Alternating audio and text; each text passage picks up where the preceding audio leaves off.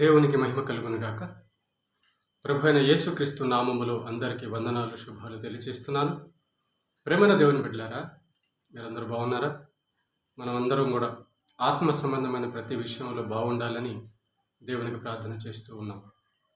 పరిశుద్ధ గ్రంథములో నుంచి ఒక మాట చదువుకొని ఆలోచన చేద్దాం. యోబు గ్రంథము 1వ అధ్యాయము 22వ వచనం. యోబు గ్రంథము 1వ అధ్యాయము 22వ వచనం. ఈ సంగతులలో ఏ విషయమందును యోబు ఏ పాపమును చేయలేదు, దేవుడు అన్యాయము చేసెనని చెప్పలేదు. ప్రేమైన దేవుని బిడ్డలారా, భక్తుడైనటువంటి యథార్థవర్తనుడు, న్యాయవంతుడైనటువంటి యోబు గురించిన విషయం మనకు తెలుసు, మనం చదువుకొని ఉన్నాం. అయితే యోబు యొక్క జీవితంలో దేవుడు పరీక్షను అనుమతి ఇచ్చాడు. మేలు కొరకే, అభివృద్ధి కొరకే. మన జీవితాల్లో కూడా దేవుడు మనల్ని అభివృద్ధి పరచాలని, ఆత్మీయంగా అభివృద్ధి పరచాలని, మన జీవితం ద్వారా అనేకులు బలపరచబడాలని, మన జీవితం ద్వారా అనేకులకు సువార్త ఆయన మాట అందాలని, మన జీవితం ద్వారా ఆయన ఘనత మహిమ పొందాలని దేవుడు మన జీవితాల్లో పరీక్షలు ఎన్నో అనుమతిస్తాడు.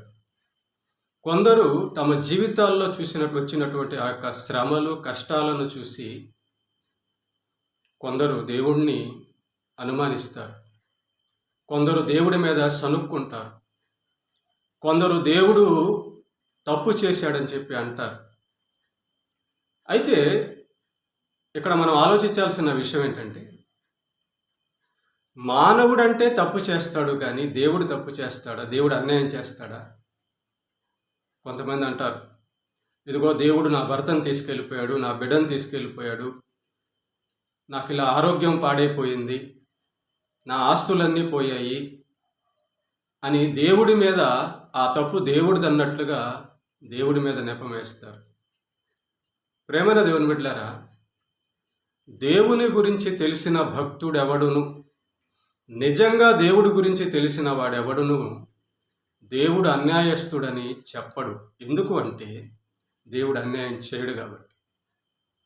ఆయన పరిశుద్ధుడు, ఆయన పాపము లేనివాడు.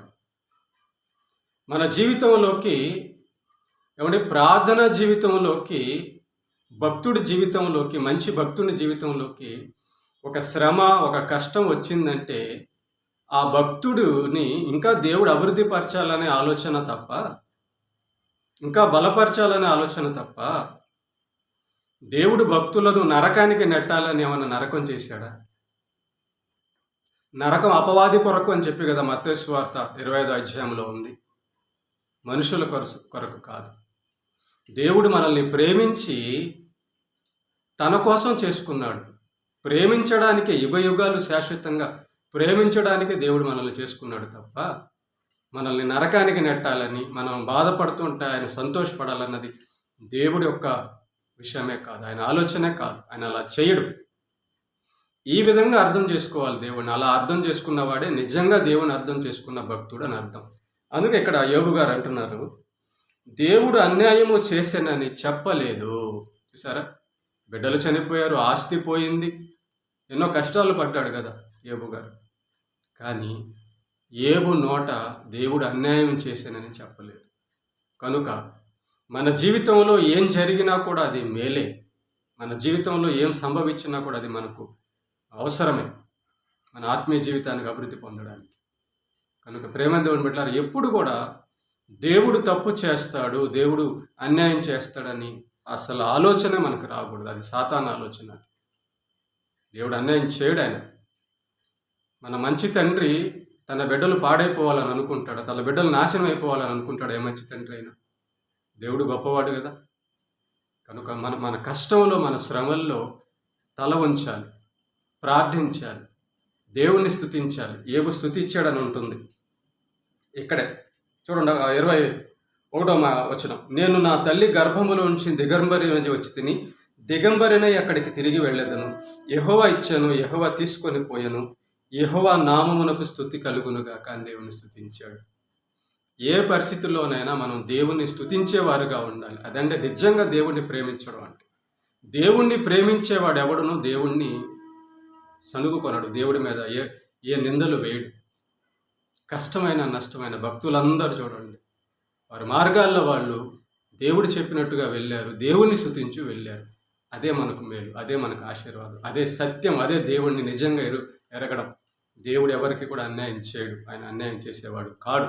కాబట్టి ఆ మాట మన నోట ఎల్లప్పుడూ కూడా పలకకూడదు, రాకూడదు. ప్రార్థన చేద్దాం. కృప కలిగిన మా కన్న తండ్రి, మహోన్నతుడైన మా దేవ, నీ నామమునకు స్తుతి మహిమ ఘనత చెల్లిస్తూ ఉన్నాం. ఇదిగో తండ్రి, నేను యోబు గ్రంథంలోంచి నీ మాట చదివాను తండ్రి. నీవు అన్యాయస్తుడవు కావు, నీవు ఎవరికి అన్యాయం చేయవు నాయన. నీవు మేలు చేసే దేవుడు, నువ్వు మంచే చేసే దేవుడు ప్రభు. కాబట్టి వాక్యం వింటున్నా మమ్మల్ని అందరినీ జ్ఞాపకం చేసుకొని బలపరచండి. ఎవరైతే ఇదిగో నేను ఇట్లాంటి అభిప్రాయంలో ఉన్నారో, తెలియని అభిప్రాయంలో ఉన్నారో, వాళ్ళని బలపరచండి, వారికి జ్ఞానం దయచేయండి. వారిని ప్రభు ఇంకా విశ్వాసంలో నాయన మంచి జీవితంలో నువ్వు బలపరచడానికే ఏ పరిస్థితి అయినా అనుగ్రహిస్తావని చెప్పి నాయన తెలుసుకున్నట్లుగా దీవించండి. అందరినీ బలపరచమని క్రీస్తు పేట ప్రార్థిస్తున్నాం. ఆమేన్.